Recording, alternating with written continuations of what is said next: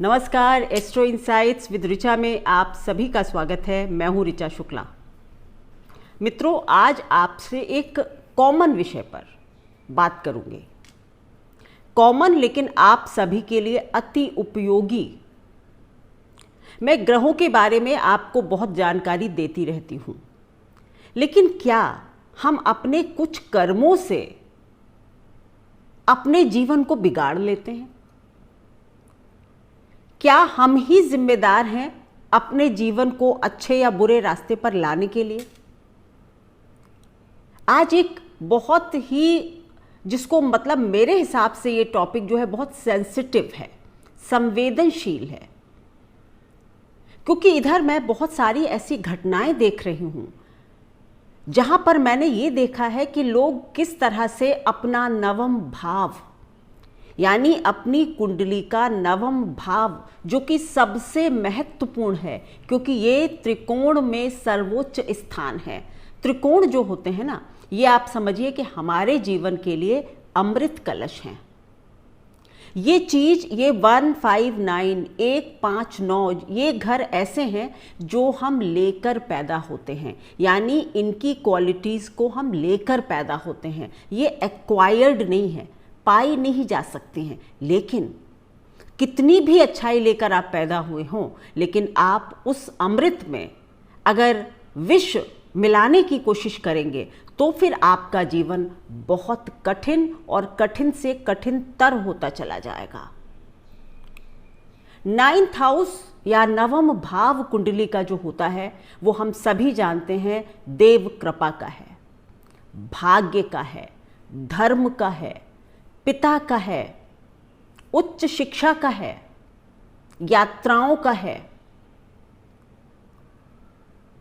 मतलब इस भाव से आप अपने पूर्व पुण्य जो है, क्योंकि 5वें से 5वां है, तो पूर्व पुण्य किस तरह से उदय होंगे, पूर्व पुण्य आपके किस तरह से आपको फल देंगे, यानी यही भाग्य होता है ना। तो भाग्य भाव, पूर्व पुण्य आपके कैसे, कितने, कब फलीभूत होंगे, ये सब नवम भाव बताता है। और नवम भाव को कई लोग जाने अनजाने स्वयं खराब करते हैं और फिर उसका दंड बहुत ही भयंकर कहिए या जीवन भर का पश्चाताप भी उसको दूर नहीं कर पाएगा। आज इसी एक संवेदनशील विषय पर मैं बनाऊंगी वीडियो। देखिए, अभी एक बहुत रीसेंट एक घटना हुई उत्तर प्रदेश के हाथरस जिले में। एक कोई संत समागम था और उसमें करीब 200 लोग मर गए। आप कहेंगे इसका यहां से क्या लेना देना है? लेना देना किस तरह से लोग नवम भाव का दुरुपयोग करते हैं। और यहां पर मैं किसी का भी नाम नहीं लूंगी, क्योंकि मैं नहीं चाहती कि मैं किसी पंथ या संप्रदाय को के मतलब टारगेट उस पर आऊं। सोशल मीडिया में हमेशा कहती हूं 2 एज्ड स्वॉर्ड है, दोधारी तलवार है, प्रसिद्धि भी देती है लेकिन आपको परेशानी में भी डाल सकती है। तो सोच समझ कर यहां पर बात करनी चाहिए। नवम भाव मैंने जैसा कि कहा धर्म का भाव है, धर्म का भाव है, देव कृपा का भाव है, श्री हरि विष्णु का भाव है, क्योंकि इस स्थान को बृहस्पति रूल करते हैं। देव गुरु बृहस्पति आपकी कुंडली के सबसे ज्यादा 5 भावों के कारकत्व रखते हैं। अगर आप अपना बृहस्पति खराब करेंगे तो फिर आपके जीवन से बहुत सारी चीजें चली जाएंगी। मान, प्रतिष्ठा, लक्ष्मी, संतान, संपत्ति, यश, कीर्ति, सब कुछ आप ब्लेमिश कर सकते हैं। उस पर एक कहते हैं कुठाराघात कर सकते हैं, एक उसको बिल्कुल टार्निश कर सकते हैं अपनी इमेज को, और अपने भाग्य को आप स्वयं बिगाड़ लेंगे। कैसे कैसे आप ये करते हैं? 9th हाउस धर्म का भाव है, और अगर हम धर्म के विपरीत आचरण करते हैं, पहली चीज अगर हम धर्म के विपरीत आचरण करते हैं तो हम अपने नवम भाव को बिगाड़ लेते हैं। यहाँ पर धर्म का मतलब अभी इस सेंटेंस में हिंदू, मुस्लिम, सिख, ईसाई से नहीं है मेरा। धर्म मतलब सही रास्ता, राइटियसनेस। अगर राइटियसनेस आप फॉलो नहीं करते हैं तो आप अपना नवम भाव बिगाड़ रहे हैं, आप देव गुरु बृहस्पति को नाराज कर रहे हैं। अगर आप अपने धर्म के अपने धर्म और अपने धर्म से अलग और धर्मों का, यहां पर मैं धर्म की ही बात कर रही हूं, रिलीजन, अगर आप अपने धर्म का या फिर किसी भी धर्म का मजाक बनाते हैं या आप उनके लिए दुष्शब्द बोलते हैं, कटु शब्द बोलते हैं, यानी किसी भी धर्म का अगर आप मजाक बनाते हैं तो भी आप अपना 9th हाउस खराब करते हैं। आप हिंदू हैं, आप अदर रिलीजन्स का मजाक बना रहे हैं। आप मुस्लिम हैं, आप दूसरे रिलीजन का मजाक बना रहे हैं। आप अपना 9th हाउस यानी कि भाग्य, ईश्वरीय कृपा को बाधित कर रहे हैं, रोक रहे हैं। अगर आप ईश्वर के नाम पर, यह सबसे महत्वपूर्ण पॉइंट है, अगर आप ईश्वर के नाम पर जनमानस को, जनता को ठग रहे हो ईश्वर के नाम पर, तो आप सबसे बड़े पापी की श्रेणी में आते हैं, सबसे बड़े पापी। देखिए, जो खराब व्यक्ति है ना, घोषित कोई गुंडा हो तो कोई प्रॉब्लम नहीं है जी। अगर वो डॉन है तो है, वो छुपा तो नहीं रहा, वो तो कह रहा है भाई हाँ मैं स्मगलर हूं, वेरी गुड। वो अपना 9th हाउस नहीं बिगाड़ रहा, मतलब एक तरह से, क्योंकि जो वो है वही दिखा रहा है। लेकिन जब आप धर्म के आवरण में एक अपना अलग ही, कहते ना, एजेंडा चलाते हो, धर्म के नाम पर लोगों को लूटते हो, आप अपना 9th हाउस बहुत बिगाड़ रहे हैं और आप महापापी की श्रेणी में आते हैं। चौथा नंबर, अगर आपने वेशभूषा सन्यासी की रखी है और अंदर से आपके मन में कलुष भरा हुआ है,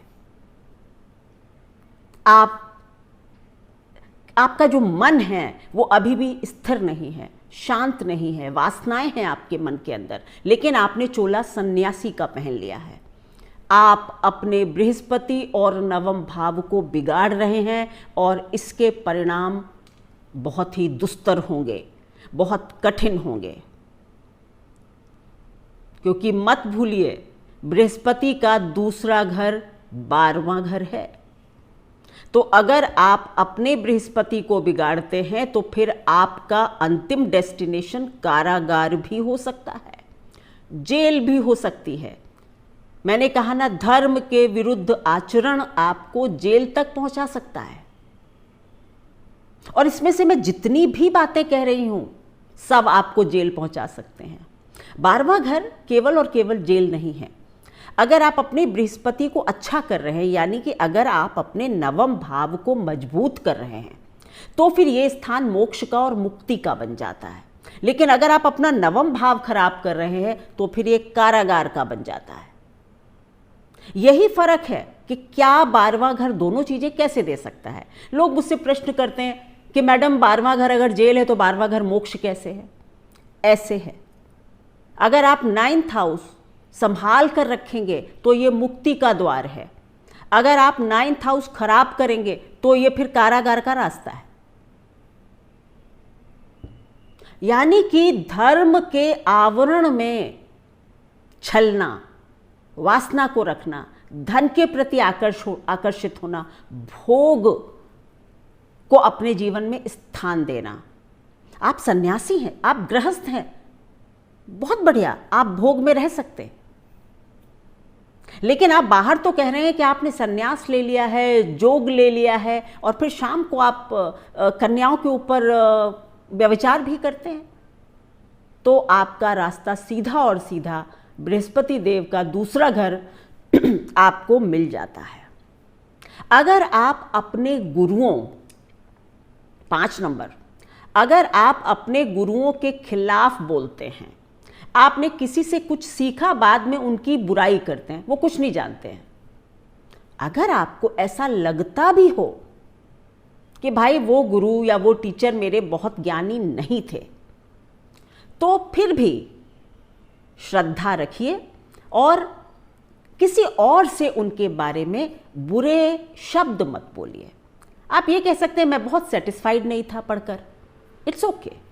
अरे वो बिल्कुल बेकार है, वो कुछ नहीं जानते, बहुत गलत करते हैं आप। गुरु का असम्मान भी 9th हाउस को बिगाड़ता है। अपने टीचर्स, मेंटर्स की बुराई आपको नहीं करनी चाहिए। नंबर 6, अगर आप अपने पिता का सम्मान नहीं करते हैं, पिता के विरोधी हैं। यहाँ पर ये बात मैं एक डिस्क्लेमर पहले ही डाल देती हूँ। कुछ लोग कहते हैं कि मतलब मेरे पिता तो बहुत खराब आदमी हैं, तो क्या मैं उनका भी बहुत सम्मान करूं? मैं कहूंगी कि अगर आपके पिता बहुत बुरे आदमी हैं तो आप उनसे दूरी बना लीजिए, लेकिन असम्मान मत कीजिए। क्लियर?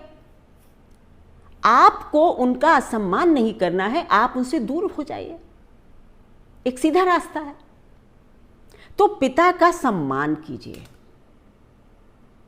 पिता की हर राय पर एक कहते हैं ना क्रॉस लगा देना, मैं नहीं मानता आपकी बात।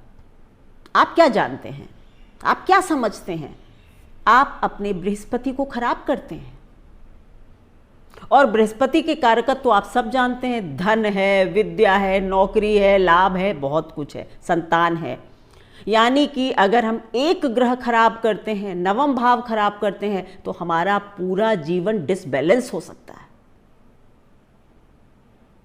तो बृहस्पति के कारकत्व को मजबूत करना होता है। तो पिताजी का सम्मान करना आपके लिए बहुत अति आवश्यक है।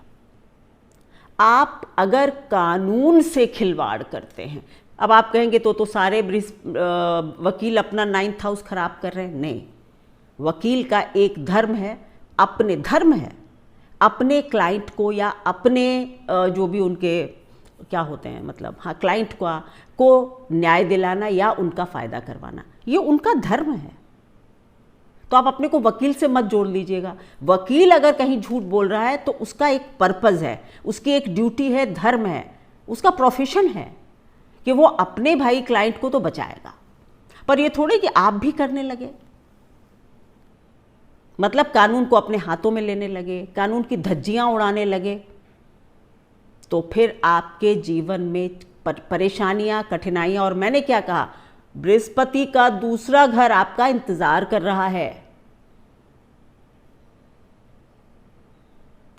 तीसरी बात, तीसरी नहीं, छठी, सातवीं, जो भी मैं नंबर भूल जाती हूँ, 7 नंबर, चलिए शायद 6 नंबर हो गए थे, 7वें नंबर पर अगर आप अपने जीवन में उच्च शिक्षा के महत्व को नहीं समझते, और यहाँ पर उच्च शिक्षा का मतलब PhD और ये और वो नहीं है, मतलब अगर आप अपनी सोल को, अपनी आत्मा को धीरे धीरे इवॉल्व नहीं कर रहे हैं, हायर लर्निंग की तरफ नहीं बढ़ रहे हैं, मतलब छोटी छोटी चीज़ों में फंसे हुए हो, इसने ये क्यों कहा, उसने ये क्यों कहा, ऐसा क्यों हुआ, इसकी गॉसिप, उसकी बुराई, यानी आप अपनी सोल के आगे बढ़ने में, इवोल्यूशन पर कोई काम नहीं कर रहे हो, आप अपना 9th हाउस फिर भी खराब कर रहे हो। हाँ, ये ठीक है कि इस पर इसके रिजल्ट बहुत बुरे नहीं होंगे, क्योंकि ये आपका अपना निजी मामला है, पर यह जरूर है कि आप कहीं ना कहीं स्टक हो जाएंगे। फिर कभी आपको लगेगा मेरी ग्रोथ नहीं हो रही, कभी आपको लगेगा मेरी तनख्वाह नहीं बढ़ रही, ये जरूर होगा, क्योंकि आप इवॉल्व नहीं हो रहे हैं, आप सीढ़ी दर सीढ़ी अपनी आत्मा को ऊपर नहीं ले जा रहे हैं। तो ये चीज ध्यान रखिएगा। तो कानून से भी खिलवाड़ आपके 9th हाउस को खराब करता है।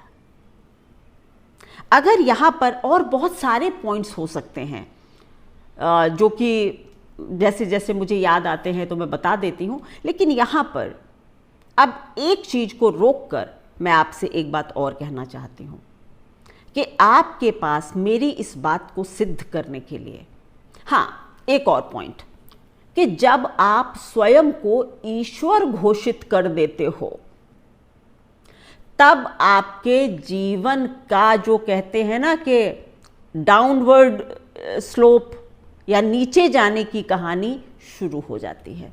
जब आप स्वयं को ईश्वर घोषित कर देते हो, चाहे वो कोई भी क्यों ना हो, जब आप ये कहने लगते हो कि आप भगवान हो। बहुत लोग हैं वो फिर भगवान के भक्त नहीं कहते हैं खुद को, भगवान कहते हैं खुद को। मैं यहां पर नाम नहीं लूंगी, आप ऐसे लोगों को भली भांति जानते हैं, जिसमें कि आजकल बहुत सारे लोग जेल में भी हैं।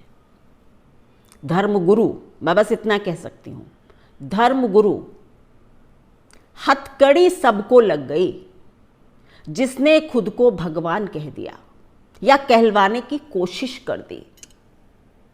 जब तक आप ये कहते हैं कि हम ईश्वर के भक्त हैं और ईश्वर ने मुझको मतलब ब्लेस किया हुआ है, तब तक आपका झंडा ऊपर रहता है। पर आपको धीरे धीरे क्या लगता है कि भाई हम शायद कुछ अलग हैं। आप ईश्वर की ब्लेसिंग को अपनी कुछ अच्छाई मानने लगते हो और आपको लगता है मेरे अंदर कुछ तो करिश्मा है। फिर आप कहते हो क्यों ना खुद को ईश्वर कह दिया जाए। ये भोले बाबा के अवतार हैं, ये शिव के अवतार हैं, ये बुद्ध के अवतार हैं। अरे भाई, अवतार इतना आसानी से होता है? ईश्वर अवतार लेते हैं धर्म संस्थापनार्थाय संभवामि युगे युगे। धर्म की स्थापना करने आते हैं, वो धर्म से खिलवाड़ करने नहीं आते हैं जो आप सब कर रहे हैं। धर्म की संस्थापना के लिए ईश्वर आता है और आप आ गए हैं भोले भाले लोगों को पागल बनाने के लिए, पैसे ठगने के लिए, आश्रमों में व्यभिचार करने के लिए। ये आप दिमाग लगाइए, ढूंढिए लोगों को कि जिसने खुद को भगवान कहा फिर वो नहीं बचा। इतने सिद्ध पुरुष हुए हैं पहले। नीम करोली वाले बाबा, उनके भक्तों ने कहा कि उनको कभी देखा कि बाबा ने अपना भार बढ़ा लिया, कभी देखा कि उनका शरीर बिल्कुल हल्का हो गया, कभी वो यहाँ बैठे थे कभी नहीं बैठे थे। एक ही व्यक्ति को दो जगह भी लोगों ने देखा। शक्तियाँ थी उनके पास। उनके भक्तों ने कहा कि उन पर हनुमान जी की दया है, या भक्त यहाँ तक बढ़ गए कि वो हनुमान जी के ही अवतार हैं। लेकिन बाबा ने स्वयं कभी नहीं कहा। भक्तों की श्रद्धा है, भक्तों की श्रद्धा अगर उन्हें भगवान कह दे तो भगवान नाराज नहीं होते। आप तो स्वयं आत्मश्लाघा अपनी इतनी मतलब वो हो गई कि खुद को भगवान कह देते हैं। सो 9th हाउस की महिमा समझिए। देवराहा बाबा, रामकृष्ण परमहंस, जो मतलब जिनका मानना था कि वो मां के साथ बात करते हैं, सिद्धि का वो लेवल था कि लोगों ने महसूस किया कि उनके पास कुछ शक्ति है। पर वो कहां थे? देवराहा बाबा मचान पर बैठे हुए थे जंगल में। नीम करोली वाले बाबा राज्यपाल को मिलने से मना कर दे रहे थे। रामकृष्ण परमहंस किसी इस तरह के स्कैम में शामिल नहीं थे। वो जानते थे कि वो ईश्वरीय शक्ति से ब्लेस्ड हैं और सदैव उन्होंने कहा कि मैं मां का उपासक हूं, मैं हनुमान जी का उपासक हूं। नीम करोली वाले बाबा सबसे एक ही बात कहते थे, सीताराम लिखो, हनुमान चालीसा पढ़ो, क्योंकि वो जानते थे दैवी शक्ति क्या होती है। आज के समय में जिसे देखिए ये इनके अवतार हैं। Sometimes I feel agitated, angry और कई बार हंसती भी हूं कि इन लोगों को शायद ज्योतिष का ज्ञान नहीं है कि अगर 9th house is ruled by Jupiter then 12th is also ruled by Jupiter. अगर अपना नवम खराब करोगे तो अंततो गत्वा आपका डेस्टिनेशन मैं बता चुकी हूं कहां होगा। ज्योतिष के कनेक्शंस को ध्यान से समझिए। ये हमारे परम ज्ञानी ऋषियों ने एक फुल प्रूफ मेथड दिया है आपको जीवन जीने का तरीका समझाने के लिए।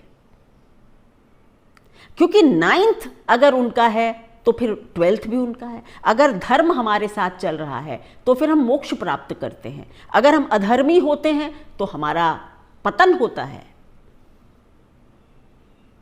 क्योंकि लग्न से 12वां है। जब आप स्वयं को भूलकर मैं कौन हूं, मतलब आप अपने मैं को छोड़ देते हो। एक और इसी जो अभी मैं जो दे रही थी आपको कि पॉइंट्स कब कब आप अपना 9th हाउस खराब करते हैं, जब आप स्वयं को अति महत्व देते हैं, मैं या फिर अहम, अहंकार, तब आप अपने 12वें घर को खराब करते हैं। क्योंकि 12वां घर क्या है, लग्न से 12वां, यानी लग्न का व्यय, लग्न का नाश, लग्न की समाप्ति। लग्न मतलब मैं की समाप्ति। जब मैं ये भूल जाऊं मैं कौन हूं, मैं क्या हूं, मैं, अहम, अहंकार, जब आप इसको छोड़ते हैं, इसका नाश करते हैं, तब मुक्ति को प्राप्त होते हैं। तो जो बहुत अहंकारी है वो भी अपना 9th हाउस खराब कर रहा है, चाहे रावण हो, चाहे कोई भी हो। मतलब रावण ने क्या किया था कि उसने भगवान को मतलब एक तरह से सिद्ध करने का प्रयास किया, भगवान को मजबूर किया कि मैं तुम्हें यहां से उठाकर वहां ले जाऊंगा। उसने कहीं ना कहीं यही कहा ना, सोचा कि मैं भगवान से भी बड़ा हूं। बस वहीं से आपका पतन निश्चित हो जाता है।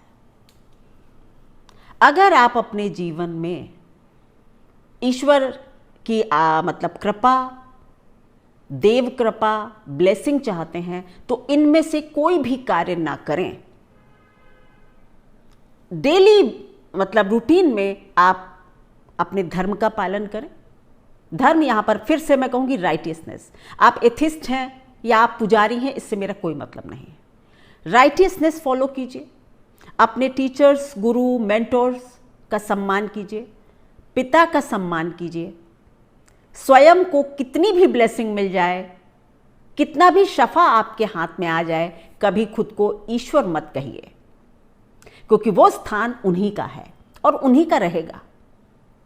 अगर ये आप 4 काम भी नहीं करते हैं और अहंकार छोड़ दीजिए, मैं का नाश कर दीजिए, तो आपको देव कृपा प्राप्त होने लगती है। और last but not the least point, ईश्वर को अगर आप महसूस करना चाहते हैं, अगर आप 9th हाउस अपना अच्छा करना चाहते हैं, तो फिर आपको अपने अंदर करुणा और दया, सिंपैथी और काइंडनेस को अवश्य लाना होगा। देखिए, एक फ्रीक्वेंसी है। लोग कहते हैं मैं नहीं मानता ईश्वर को। ईश्वर कहां है? आपने कभी ईश्वर को नहीं देखा? मैंने देखा। हर चीज इस यूनिवर्स में एक फ्रीक्वेंसी पर मिलती है।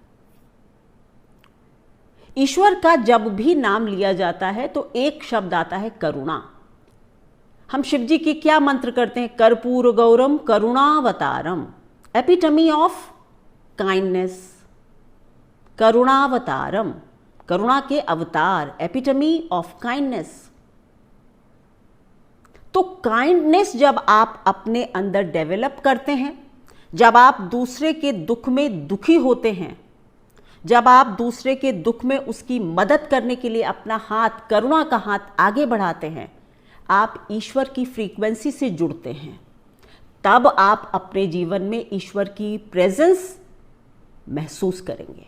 करके देखिए। जब आप चालबाजियों में लगे हुए हैं, आपने किसी दुखी को देखा, अरे भाई मैंने क्या ठेका ले रखा उसको ठीक करने का, आप ईश्वर को कभी महसूस नहीं कर पाएंगे। और महसूस तो क्या, कई बार उनकी कृपा से भी वंचित रह जाएंगे, क्योंकि आप उस फ्रीक्वेंसी पे अपना ट्रांजिस्टर, रेडियो सेट ही नहीं कर रहे हो। वो तो उसी फ्रीक्वेंसी पर मिलते हैं, करुणा के रूप में मिलते हैं। तो last but not the least, cultivate kindness अपने अंदर इनको पैदा करिए, बढ़ाइए, फिर देखिए कि आप अपने जीवन में ईश्वर की प्रेजेंस तक यानी 9th हाउस को बहुत अच्छा कर लेंगे। अगर ये वीडियो आपको मेरा अच्छा लगा, काम का लगा, तो ज़्यादा से ज़्यादा लोगों के साथ शेयर करें, लाइक करें और इस चैनल को सब्सक्राइब करें। अभी बहुत रिसेंटली आप लोगों ने इस चैनल को 2 लाख का बड़ा परिवार बनाया है, जल्द से जल्द इसको 3 लाख पर ले जाइए। ये आप लोगों की मदद के बिना संभव नहीं है। आप अगर मेरे चैनल को प्यार देंगे तो मतलब अच्छा लगता है, अपनी मेहनत और करने का मन करता है कि मेरी बात ज़्यादा लोगों के पास पहुंच पा रही है। धन्यवाद। Thank you so much.